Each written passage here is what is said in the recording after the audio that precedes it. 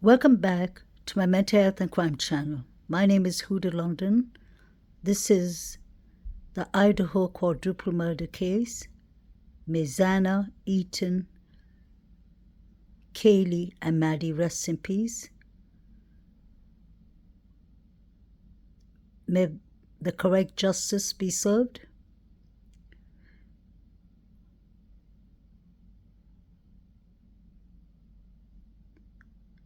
I want to know exactly what evidence they have on BRYAN KOHBERGER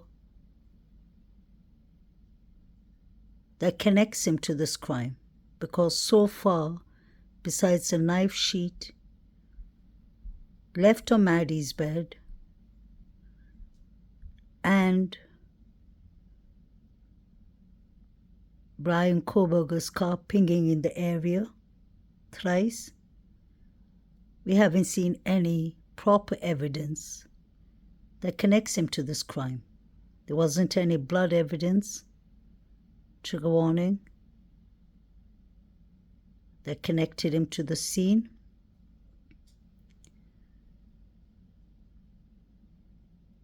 The prosecution seems to be having a hard time to submit the evidence and the 3 DNA male evidence that were found inside and outside the crime scene that did not belong to BRYAN KOHBERGER. I don't see any motive or any connection between BRYAN KOHBERGER and the victims. We've heard that Maddie could have been the target. We're not sure.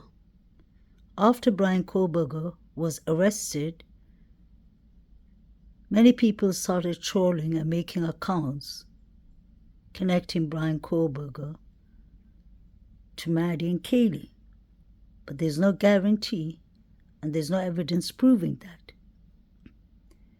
We've seen when the prosecution was asked to submit the evidence by Ann Taylor, which has been going on for a couple of months. We saw the frustration and the arguments, and Mr. Thompson said that if there's no 3 unidentified DNAs that have come from the lab, then we have nothing to offer, which isn't right because a man's life is on the line. If he hasn't committed these crimes, they need to find the right suspects. Students were brutally murdered. Surveillance cameras in the neighborhood captured crucial video which led to the arrest of the suspect.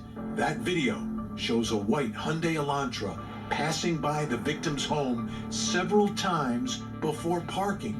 Tonight, we return to the scene of the crime to retrace the path to gain a clearer understanding of how and when the killer entered the home. I'm Vinny Politan. Thank you so much for joining us here on Closing Arguments. I want to begin tonight by talking about evidence. And let's begin with what many people consider the gold standard in criminal cases, DNA. DNA is great evidence, but it does have some limitations. We know DNA can put a suspect, a criminal, at the scene of a crime, but it's always circumstantial evidence. It doesn't prove the case. It's not direct evidence of the crime, but you can put that criminal at the scene of the crime. So it's very powerful, but has limitations. Because if you obtain DNA at the scene of a crime and you have it on a murder weapon or some blood that's on the ground, whatever form you have it in, that's fantastic. But you've got to find the source, so you have to compare it to some other DNA. And if the suspect you're looking for is not in the DNA database, there'll be no match. There's no match. If that suspect hasn't been arrested before, hasn't put their DNA into the system or had their DNA placed into the system, then you've got DNA, but you've got no match. So, you've got so many unsolved cases like that. You have the DNA, but the person's never been caught doing anything, and they're not on 23andMe. That's why you need a suspect, someone to compare the DNA to. So you need other evidence. So I said, DNA is great, but has its limitations in solving a crime. Now, cell phones. These days, great evidence, digital footprints, what people are saying and doing and texting on their cell phones, amazing insight into the mind of a suspect, into the mind of a criminal. You know what they're thinking, what they're doing, what they're saying. You can also track where they are if they have their cell phone. But there are some limitations. First thing is that you could turn your cell phone off. All right, you're going to go commit a crime. I'm going to turn it off. I'm not going to have it on when I go to commit this crime. That way, they'll never track me there. Or you can leave your cell phone at home. We had a criminal defendant in a death penalty case who did that. Left his cell phone at home and used that as his alibi. Investigators found his burner phone, though. He was convicted. But again, cell phones, absolutely amazing evidence, but has some limitation. How about surveillance cameras? There are no buts about cameras, none. And the reason I say that is the camera shows you what it shows you. You can see it happen. If there's a surveillance camera that shows and records the crime, that is direct evidence. Better than an eyewitness. Better than an eyewitness, because you don't have to, you don't have to rely upon someone's memory. You just roll the video. Take a look. Who is it? What does it show? What did they do? Where did they go? When were they there? Fantastic evidence when you have it. Now, in some cases, it may not be the direct evidence of the case because it may not show you the crime itself. But it may show you where someone is at a particular time, or where a car is, where someone is walking, when they were walking. Just like DNA, surveillance video can place you at or near the scene of the crime at the time of the crime. The great thing about surveillance video comes with a timestamp as well. DNA, not so much. Now, in this case, in Idaho, investigators have put all of these different types of evidence together and pieced it together and revealed it to us and to the defendant in the probable cause affidavit that outlined part of their case. The evidence that they believe proves that this defendant committed a quadruple murder in Moscow, Idaho on November 13th. Videos, cell phone, DNA, timestamps, very, very specific timestamps. And Court TV legal correspondent Chanley Painter took that probable cause affidavit, put it all together, and lays out the prosecution's timeline. The family of the victims and millions around the country have frantically searched for clues about what happened on the night Kaylee Gonsalves, Madison Mogen, Ethan Chapin, and Xana Kernodle were brutally murdered. The probable cause affidavit provides some answers. It lays out a timeline of what prosecutors say happened during those early morning hours of November 13th, 2022. At 2 a.m., all the roommates are home after a night out. Kernodle's boyfriend, Ethan Chapin, is also at the house. The address is 1122 King Road.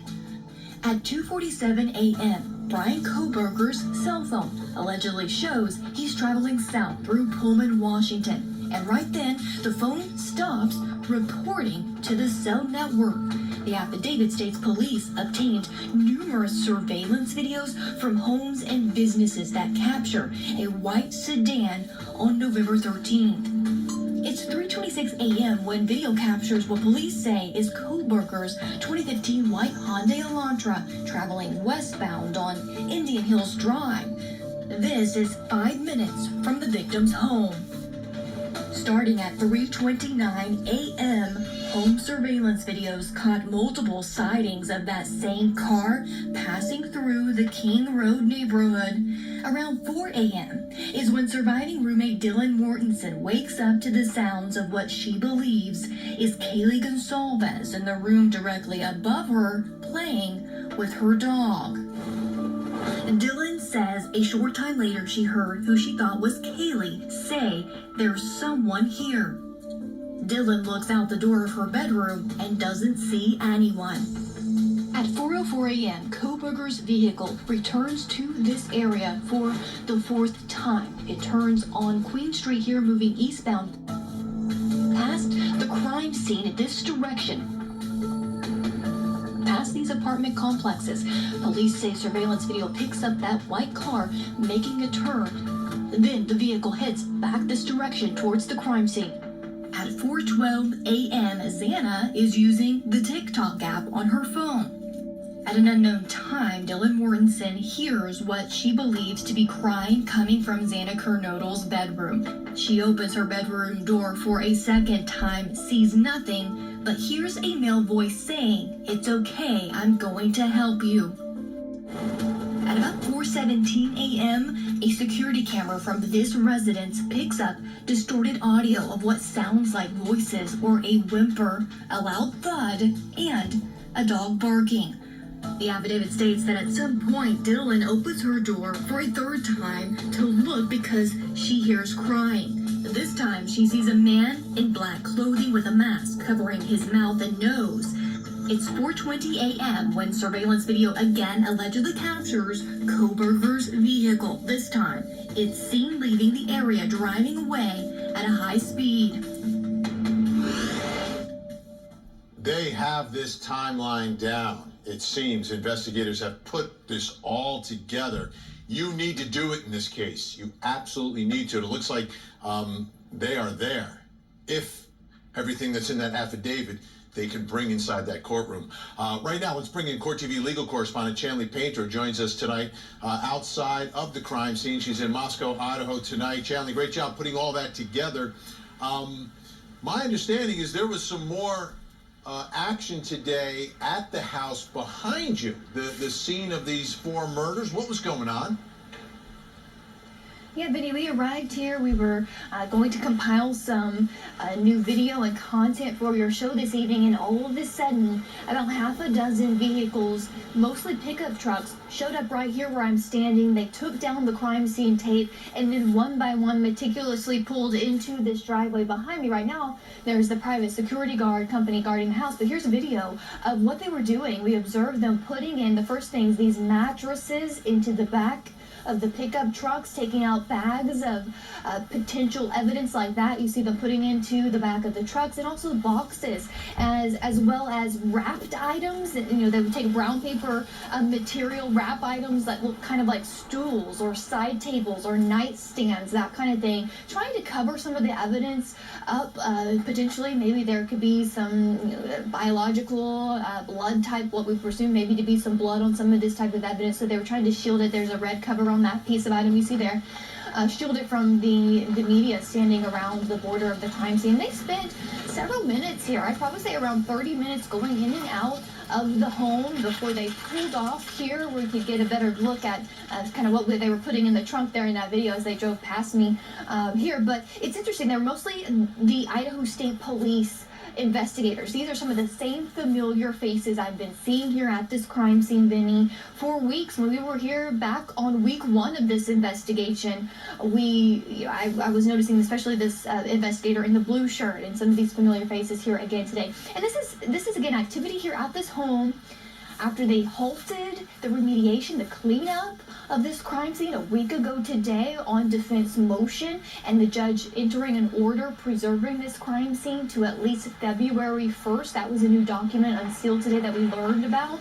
And so now it's interesting to see the investigators coming back and collecting more items here at the scene when they have not been here, Vinny, for quite a while, especially after the arrest. So, but the defense has been inside that home, right? The defense and defense and their investigator? That's right. When we were here on the ground, I believe it was Tuesday, the defense attorney, the court-appointed defense attorney, public defender from Kootenai County, Ann Taylor, was here. She went into this home for quite a while. She had a defense investigator with her who spent most of the day here inside the home. So again, the court granting them the right to stop this, to preserve the scene, so they had the opportunity to come in here, do their own investigation, preserve this so that that could be complete and preserve the defendant's rights. And so they have been here even before KOHBERGER was actually back in the state. I mean, and one final follow-up on that. So is it clear today whether this was the removal of personal items to be, or the remediation, and they're going to clean it out for the owner to perhaps try to re-let or do whatever they're going to do with this house? That's was one of my initial thoughts. But if you remember last Friday when the remediation or the cleanup crew was here at the home, it was a private company. These are the actual investigators. These are these crime scene investigators who were here day one, taking evidence, dusting fingerprints with the CSI crew, Vinny. So this seems like this was evidence, potential evidence taken, not just cleanup. And if we look at the, there is the mattress cover, like a white fitted sheet over the mattress, but you can see darker spots on there. Maybe this is the actual mattress. We don't know for sure, but it would be, I would think, this private company, it was just for the cleanup and removing of personal items, but these are the actual people who've been there taking evidence out of the house. So that was interesting, Vinny. Fascinating. All right, Charlie Page, stand by. Let's bring in our investigator joining us tonight in Madison, Mississippi, retired FBI agent, expertise in electronic surveillance, aerial surveillance, and cyber investigations. Jose Orench is with us. Jose, great to see you tonight. Thanks so much for joining us. What's your take on what was happening today at the house with the Idaho State Police there removing, it seemed like, mattresses, headboards, etc.? Hi, Vinny, and thank you for having me.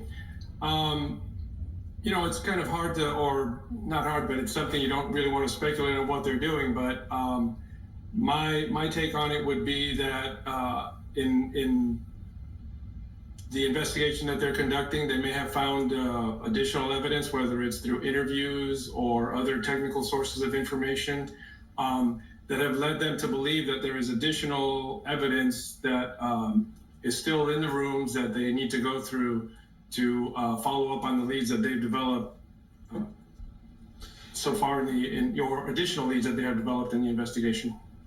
So let's talk about the timeline that investigators have put together here now as well. It seems it's very specific, a lot of timestamps. They're using information from the cell phones, they're using surveillance video, putting it all together.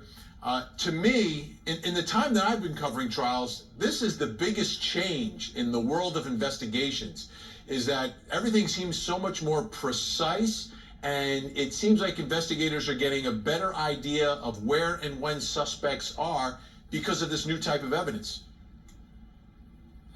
Yeah, that's correct. So after reviewing the affidavit, what I did was I kind of broke it down into 7 investigative milestones, or in importance, different chain of events, things that the investigators came up with in order to develop that probable cause affidavit. Number 1, they did the initial interviews conducted at the location at the crime scene, and that initial interview allows them to establish a timeline and more or less narrow down when they think the murders occurred.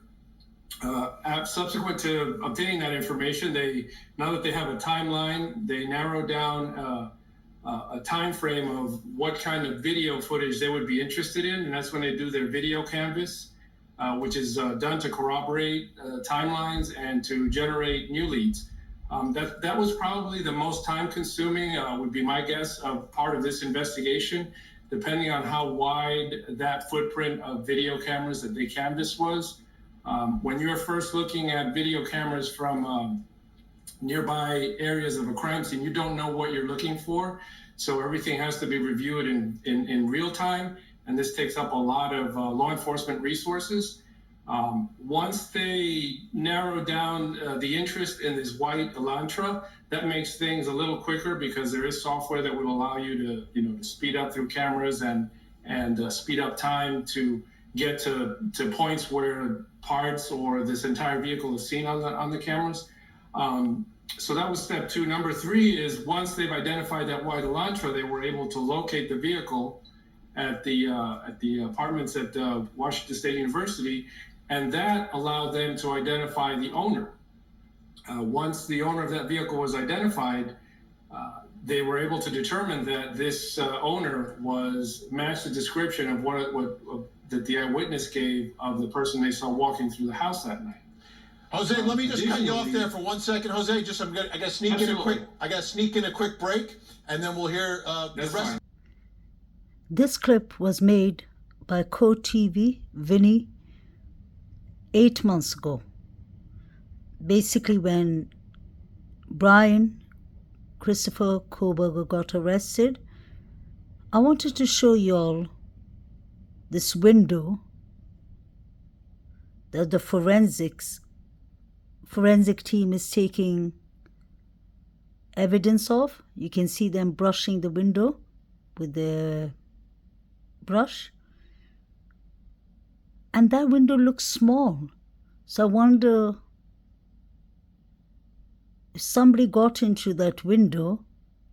BRYAN KOHBERGER is 6.1, 6.2 feet. How did he manage to go inside the window? That doesn't make sense. I would expect someone smaller that can squeeze into that window. And I've been noticing that for a very long time, because they have taken other pictures of the forensic team. Like now they're standing in a group, but I've seen pictures of just 2 of them standing there and brushing it in another time of the day. So I'm sure that the suspect could have come in from that window, and if it's suspects, some could have come in from the sliding door, and some could have come in from this window.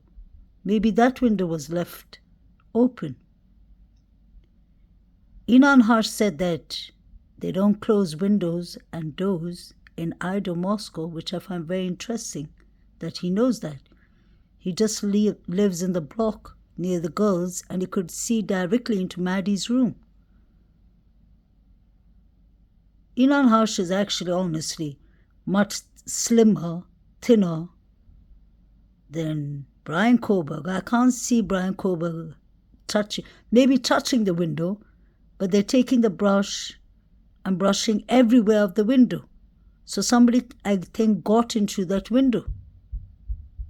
Still going through this probable cause affidavit. Incredible information in here. Let's go straight out to Chanley Painter, who's in Moscow, Idaho, outside of the crime scene tonight.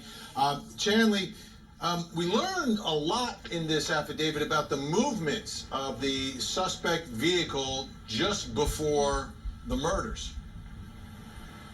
We really did. The authorities collecting surveillance video in this neighborhood where I'm standing right now surrounding this crime scene. They call it the King Street neighborhood, and they denote the movements of that white Honda Elantra they've allegedly connected to BRYAN KOHBERGER and his cell phone movements at 3:29 a.m. the morning of November 13th.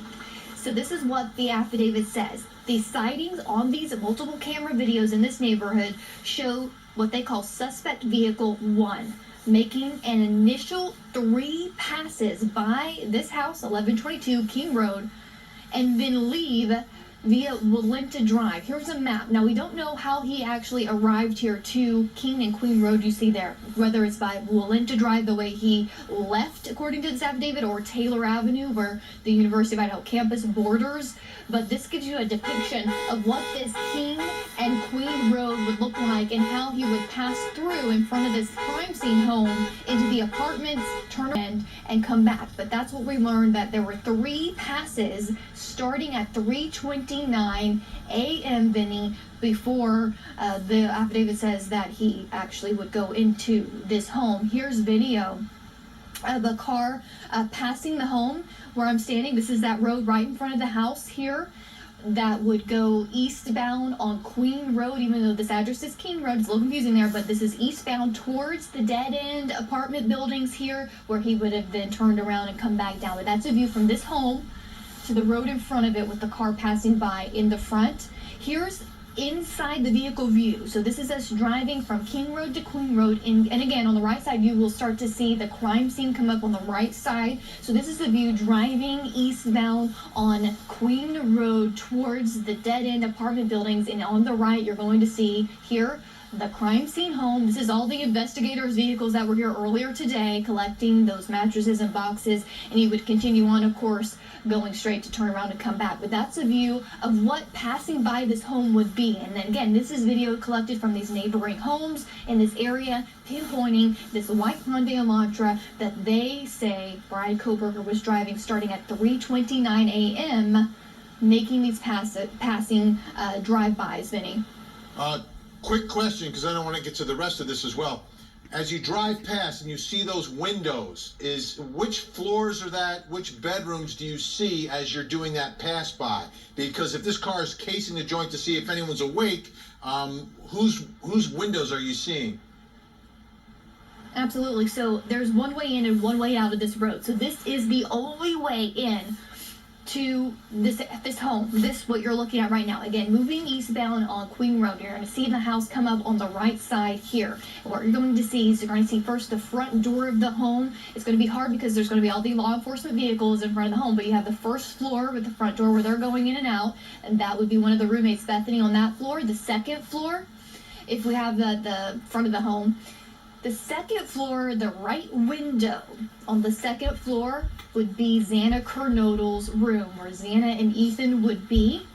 The left second floor window, I can even show you here behind me. You can see it. It's dark here on the second floor. That is the living room area of this home, where the first floor steps would come up, the living room area. On the back side of this second floor room, this living room area would be Dylan Mortenson's room on the second floor, Vinny. That gives you perspective. And then moving on up, of course, above this camera angle where I am, would be the third floor where Kaylee Gonsalves and Maddie Mogan would be at that time that car was passing by this home. Absolutely. I want to show the folks at home some maps because I know you have some more video to show us. Let's take a look at this map. This is, again, you see the crime scene. Let's zoom in on that crime scene. That's the home. And Chandler keeps talking about Queen Road. So at 4:04 in the morning, there's a fourth time that the suspect vehicle goes down Queen Road and then sort of turns around in front of that apartment complex, 500 Queen Road. Then you see it start to move forward and then stops. And they think it's either attempting to park or make some sort of a maneuver right in front of the car on Queen Road.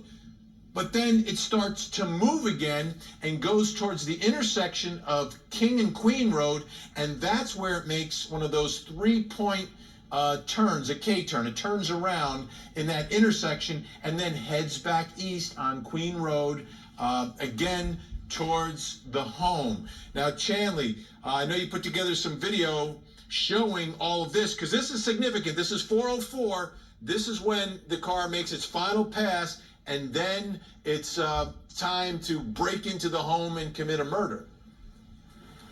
Exactly. So again, we started at 3:29 a.m. So this is more than 30 minutes later, 3 passes by this home later. This is the fourth time, like you said, 4:04 a.m. again, making its way east on Queen Road one more time. This is the only way into this area. You see the crime scene to the right. He, according to this affidavit, continues on straight past these apartment buildings on the right and would make, it's very narrow road, as you can see. I've spoke to most of these neighbors that live here on this road, this apartment complex. You would have to go all the way towards the end of this narrow road before you could turn around. It's going to be apartment number 52, according to the affidavit. In this area, this wider circle area where that white Hyundai Elantra turned around, according to this affidavit, and then goes back down the hill west on Queen Road, where he passes the crime scene one more time. It would have been on his left side, his driver's side of the car at that time, and according to the affidavit, that's when he sort of fails to either turn around, attempts to kind of park or turn around there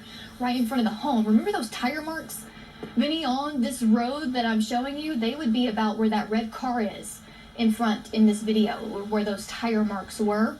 So he would continue down, he'd pass it after this failed attempt to park or turn around in front of the home, and then see the intersection further down where King and Queen meet. He does a 3-point turn there before heading back to this home where, according to this affidavit, committed these murders within about 16 minutes before speeding off at 4:20 a.m. this direction out Valencia Road. So let me ask you, Chanley, at 4:04, when all this is happening, what we're showing the folks right now, what's going on inside the house? At 4:04, well, around 4 a.m., according to the affidavit, there's a DoorDash food delivery delivered to the home, and that was ordered by Xana Kernodle, the second floor room. She ordered food. I believe it was like Jack in the Box, according to some photos we've seen inside the home, possibly, not for sure, but she orders food. So there's a DoorDash driver here that delivers food, and I'm presuming to this front door of the home from 4 a.m. We also know about 4:12 a.m. that Xana is on her TikTok app. Again, in the second floor room, would be this side. I mean, if I look this way, kind of dark this above the private car here, that would be Xana's room on the second floor where her and Ethan were. She's on her TikTok app in that room at 4:12 a.m., Vinny. So we know that's going on at the time. And then there's this gap where this white car's picked up at 4:20 a.m. speeding away. Maybe that's when the tire marks were left right out here in front. And then exiting Valencia Drive, which is a dense neighborhood. You'd have to kind of know where you're going to get out of here that direction. Great work, Chanley. I mean, we really got, and great job by the crew out there in Moscow that's working with you, to really give us an idea. I mean, it's a very small area. You're making all these passes by. You can see all the windows. You know what's lit, what's not lit.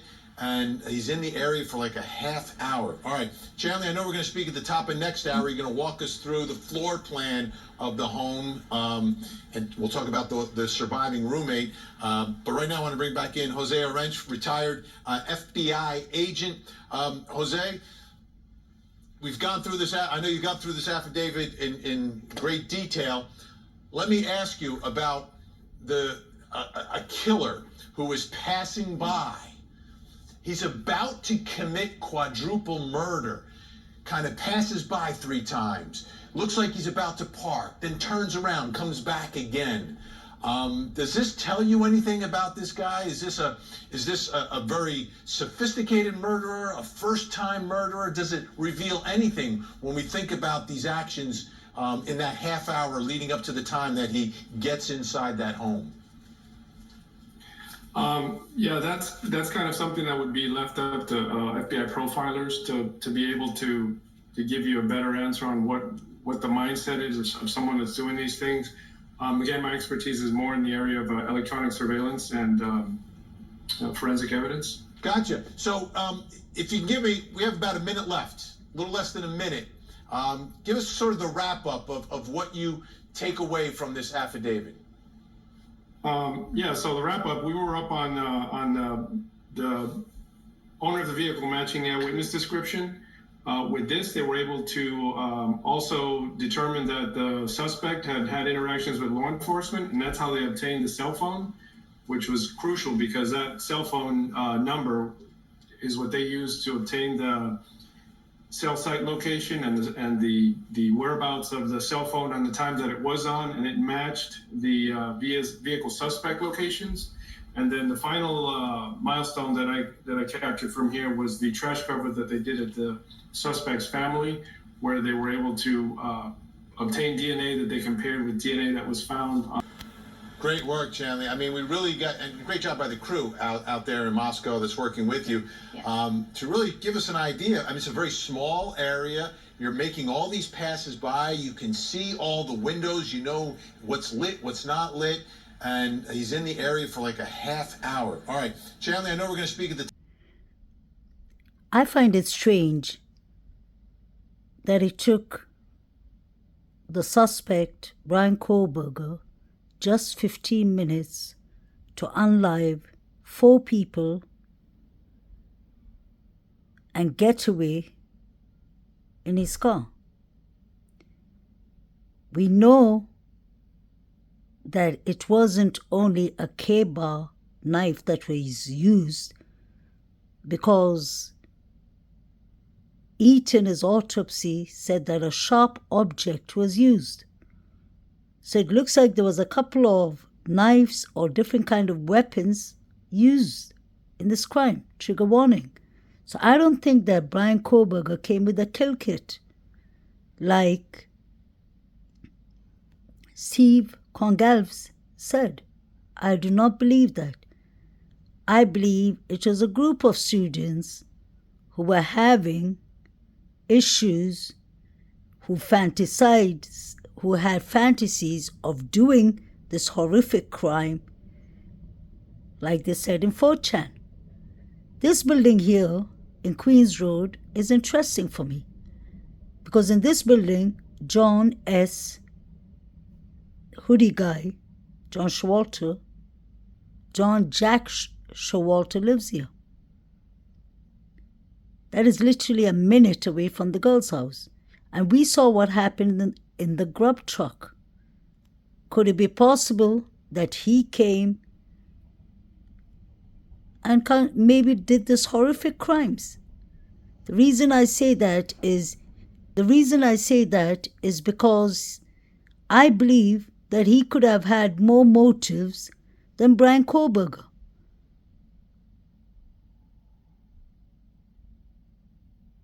He has issues,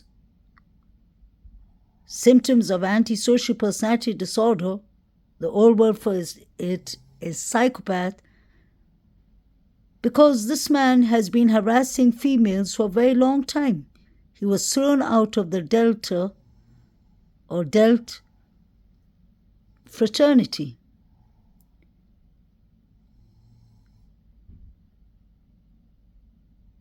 His alibi was that he drove to Boise. How could he drive for 6 hours after he was out that night? Usually, we look at people who disappear after a crime. Those are one of the telltale signs. How come he was ruled out so soon?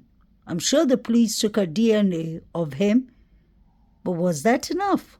Or did they just take an interview? Then we have Jack D, who lives behind the girl's house, literally 2 minutes from there.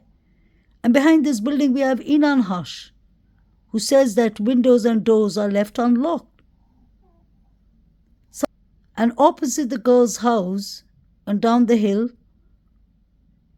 literally 3 minutes away, we have the Sigma Chi fraternity.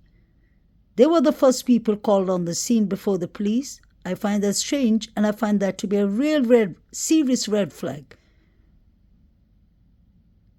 DM and BF did not call the police.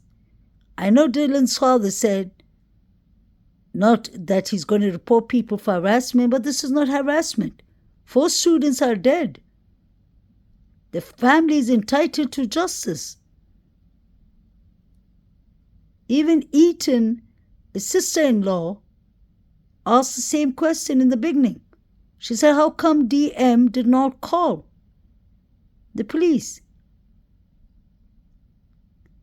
These people were brutally murdered. I don't believe this was a single person who did it. I don't understand why BRYAN KOHBERGER was around this area. Was he involved? Did he do it? Or was he called as a setup? Was someone framing him? I do kind of believe that, actually. That's exactly what Ann Taylor is saying. Because if they had everything, if the prosecution had everything, they would have convinced us. This case wouldn't have been dragging on. I believe personally that there was 2 separate issues going on. One, possibly from the Sigma Chi or the other fraternities and sororities, and one was towards Maddie and Kaylee. Kaylee was going. She was leaving to Austin, Texas, and then she was going to Europe for a year. Did someone get jealous of that? Maybe an ex? Or could this have been about money because or drugs, allegedly. The reason I say that is, let's not forget, BRYAN KOHBERGER has been charged for 4 horrific murders, first-degree murders, and he's been charged for robbery. I know robbery can be trespassing of our property, because here in the UK we call it trespassing. But we don't know until the court starts what was taken from the house. Was it a robbery that went wrong? I do not think so. This was a targeted attack because the suspect or suspects did not enter Dylan's room or BF's room.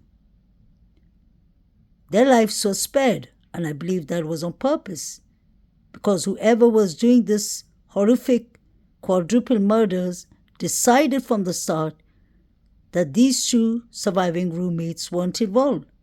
Strangely enough, it's the 2 surviving roommates that moved in last to their property in Kings Road. Maddie and Xana used to work together. They were in the same sorority. Kaylee and Maddie were best friends. So was there anything else going on in the house? Did a fight break out? Or did the girls invite someone in and that person turned out to be a monster towards them? Or did they invite people in? The reason I say that is because Dylan told the girls or opened her door, I guess, and she said, Stop yelling, I'm trying to sleep here. So she must have thought it was a party. That means I'm sure for her to yell out, stop and all, I personally believe she must have heard a couple of people running around the house. She may have known that something is up and locked her room, or she must have innocently not known anything at all. But I find it hard to believe that after the killer or killers left, that 911 wasn't called for 8 hours. Was it so that the students, the 4 victims, would be completely unalived? We heard the screamings, stop it, at 2:55 and 16 seconds. I believe something happened to the victims at that time. It wasn't at 4 o'clock. BRYAN KOHBERGER, I personally believe, came to the house maybe to purchase something or collect something, and maybe he did not know he was going to get framed for the quadruple murders. Wasn't it strange that the police were searching for a white Hyundai Elantra that was 2011 to 2013 model? All of a sudden, they got BRYAN KOHBERGER, who has a 2015 model. I wonder if the Sigma Chi boys and BRYAN KOHBERGER know each other. Did BRYAN KOHBERGER see the girls and see Maddie and Kaylee maybe on the Grub Truck Twitch video? Why don't they have any proper evidence? They couldn't find any evidence, so they went into the genealogical side of the evidence. Was that got illegally by law enforcement? Because they would have handed over the roadmap. Why isn't that handed over? We want justice for these 4 victims, but justice doesn't mean that a person you can't prove was in the crime is going to get sentenced for it and get the death penalty. I don't see BRYAN KOHBERGER fitting into the small window in the kitchen because they were taking brushes and forensics, dusting it. Was BRYAN KOHBERGER there for another purpose? That is what I want to know. Yes, his phone could have pinged around these areas. His car could have been driving around these areas. But we don't know. We haven't seen him getting off the car and going inside the house. We don't need to see him unliving people, God forbid. But we need to see the man physically getting off his car and entering this property. If not, it doesn't look right. For BRYAN KOHBERGER's knife sheath to be right under Maddie's sheet does not make sense. Why would he take off the knife sheath is in his belt around his pants. So why would he have to take off the whole belt, take off the knife sheath, and then place it there? I believe it could have been easily placed there by someone. Like even Harvard Stern said in 48 Hours, there's nothing connecting BRYAN KOHBERGER to this crime. Not that I see of.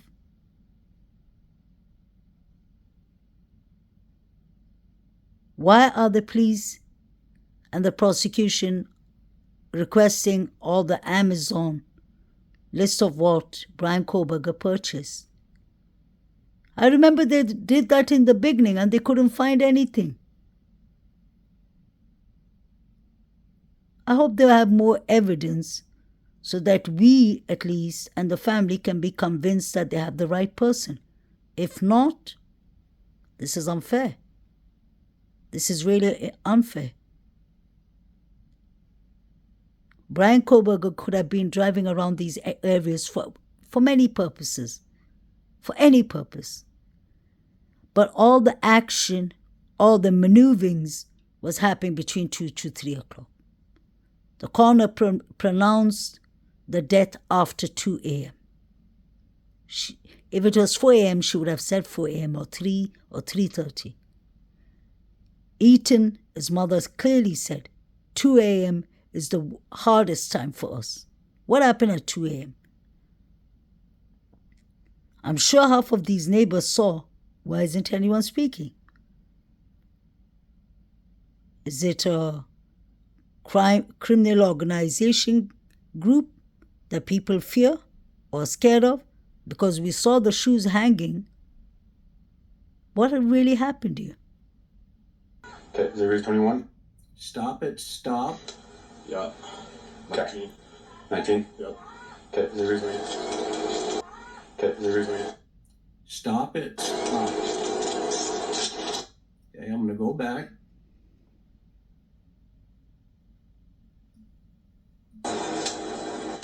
Yeah. 19. 19? Yep. Okay, 021. Stop it. Stop. Yeah. 19. 19? Yep. Okay, 020. So 2:55 and 16 seconds. You can check it on the interview room. Chris McDonough and Karen, his wife, are talking about it. Chris is the detective that found the glove outside Kings Street or Kings Road house. That was one of the 3 unidentified DNAs. Chris McDonough did a great job finding this at 2:55 and 60 minutes. He's a detective. He solved over 300 cases. And I'm sure he solved a lot of cases because he used to work in San Diego and San Francisco areas. He's the manager or leader of the cold case unit. So if this was going on at 2:55 a.m., you can hear a woman yelling, saying, "Stop it, stop." And especially, "Stop it, stop." It sounds really like somebody wasn't playing around, that something happened. And it was from both the police's body cam. Why isn't it being investigated? That is one of the reasons I always analyze the body cam footage. This is one of the reasons I always try to analyze these three boys and Saeed.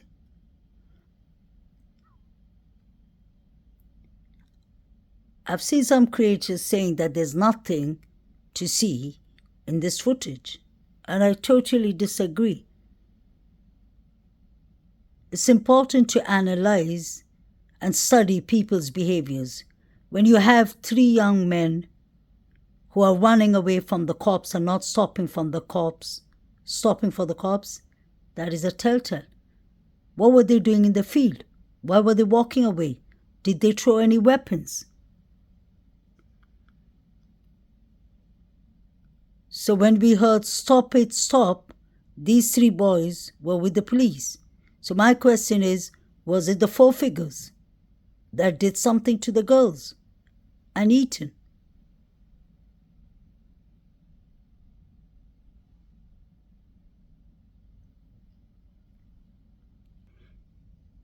So pay attention to these three boys. When the police told them to stop, they continued walking. Now you see this guy turning around. Look at his shoes. He has the van shoes on, which is normal. Many college students have it, but he came from the direction of King's Road or King Street.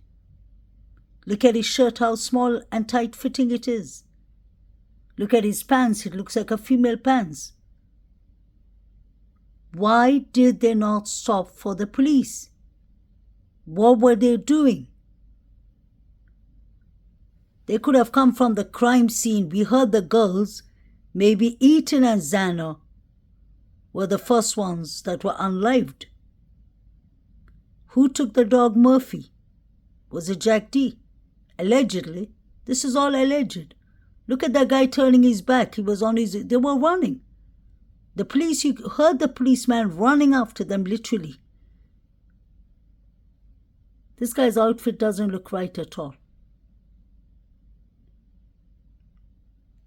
These were the four figures or five figures. You can clearly see, I can see 1, 2, 3, 4 in the front, 5. I believe there are 5 figures. I know it's blurry, but that's the way they showed it. And you can literally see figures there. They were running. They were running at 3:17. And let's remember, the girl who was yelling, "Stop it, stop." If it was from the girl's house, which it seemed like, there was at 2:55. And these figures started running at 3:17. That gave them plenty of time to unlive everyone. That's my personal opinion. They've never spoke. The police have never come out and told us about these figures. And I hope Ann Taylor's watching. I hope the children, may the rest in peace, his family is watching. Because if I was the family, I would have demanded answers for what is going on here. Where did these 5 figures come from? Did one of them drop a glove outside?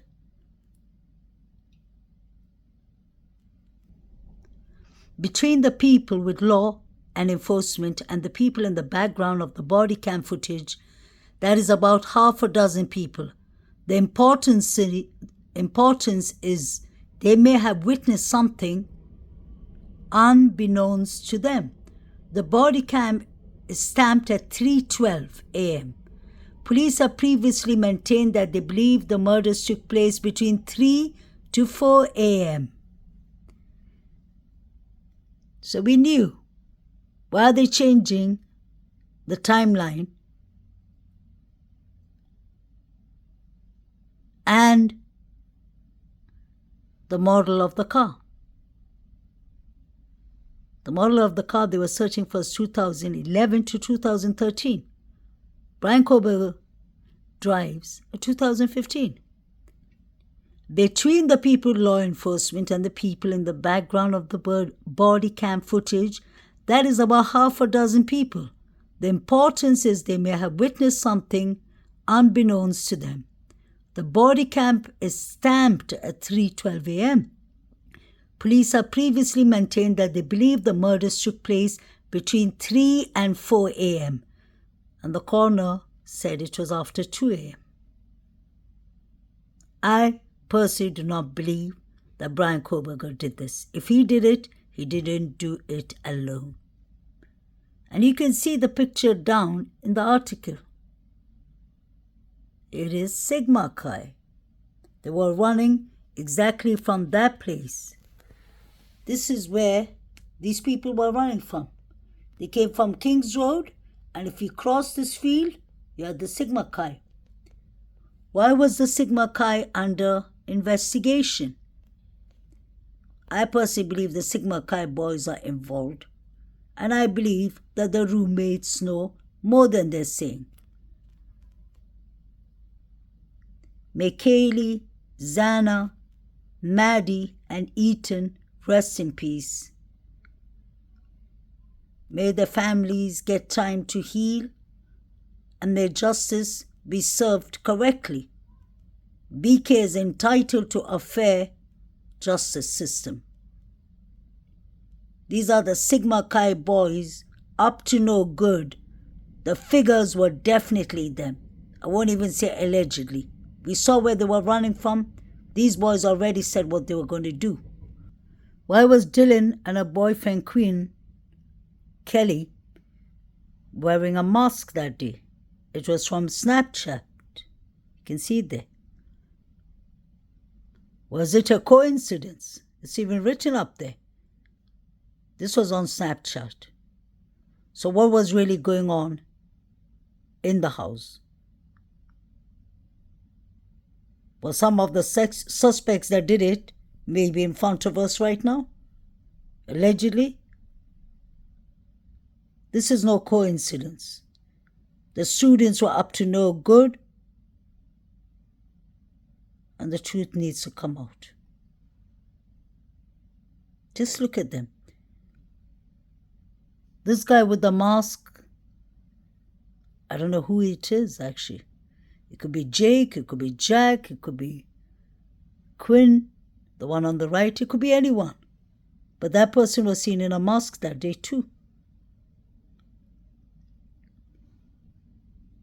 This is allegedly, this is all speculations, but the court TVs was a fact of all the evidence.